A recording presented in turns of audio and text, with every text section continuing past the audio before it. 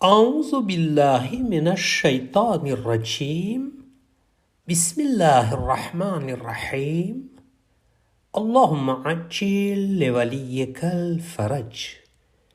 हज़रत अमीरुल मोमिनीन अली इब्न अबी तालिब अलैहिस्सलातु वस्सलाम નહજુલ બલાગાની અંદર હિકમત નંબર 181માં ઇરશાદ ફરમાવે છે કે બેદરકારીનું ફળ પછતાવો હોય છે અને દૂર અંદેશીનું ફળ સલામતી હોય છે. ઇમામ અલી અલૈહિસ્સલામ નૂરાની કલામમાં કઈ વસ્તુથી પછતાવો અને કઈ વસ્તુથી સલામતી મળે છે તેનું બયાન ફરમાવે છે. હોશિયાર અને અક્કલમંદ કોઈ પણ નાની એવી બેદરકારીને નાની નથી સમજતો, કેમ કે ક્યારેક એ નાની એવી બેદરકારી મોટી એવી મુશ્કેલીઓ ઊભી કરી આપે છે.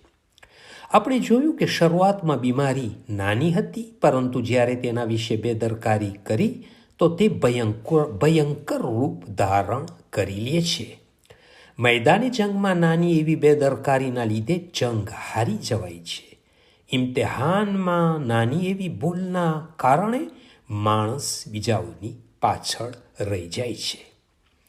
કુરઆને મજીદમાં અલ્લાહ સુબ્હાનહુ વ તઆલાએ ફરમાવ્યું છે કે તમારા રબ તરફથી તમારી ઉપર જે બહેતરીન કિતાબ નાઝિલ થઈ છે તેના મુજબ ચાલો, એના પહેલાં કે તમારી ઉપર અચાનક અઝાબ આવી પડે અને તમને ખબર પણ ન હોય. સૂરે ઝુમર આયત નંબર 55. બેદરકારીથી માણસ અઝાબે ખુદાનો હકદાર બને છે.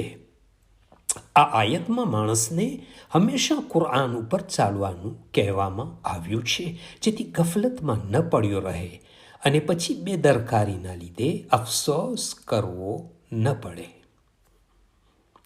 બેદરકારીના મુકાબલામાં દૂર અંદેશી આવે છે, જેનો અર્થ થાય છે કે માણસ કામોને પ્લાનિંગની સાથે વ્યવસ્થિત કરે. તેમાં માણસની કામયાબી સમાયેલી છે. ઇમામ અલી અલૈહિસ્સલામ ફરમાવે છે કે કોઈ પણ કામ કરવા પહેલાં લાંબો વિચાર કરો, જેથી પછતાવાથી બચી શકો. બેદરકારીથી માલ, શરીર, કામકાજ, કુટુંબ, સમાજ તેમજ આખિરતનું નુકસાન થાય છે. અને હોશિયાર માણસ એ હોય છે જે પોતાના દીન અને દુનિયાના નુકસાનથી બચે. અલ્લાહુમ્મા સલ્લી અલા મુહમ્મદિન વ આલિ મુહમ્મદ વ અજ્જિલ ફરજહુમ. From Fountain of Ahlul Bayt alayhimus salam.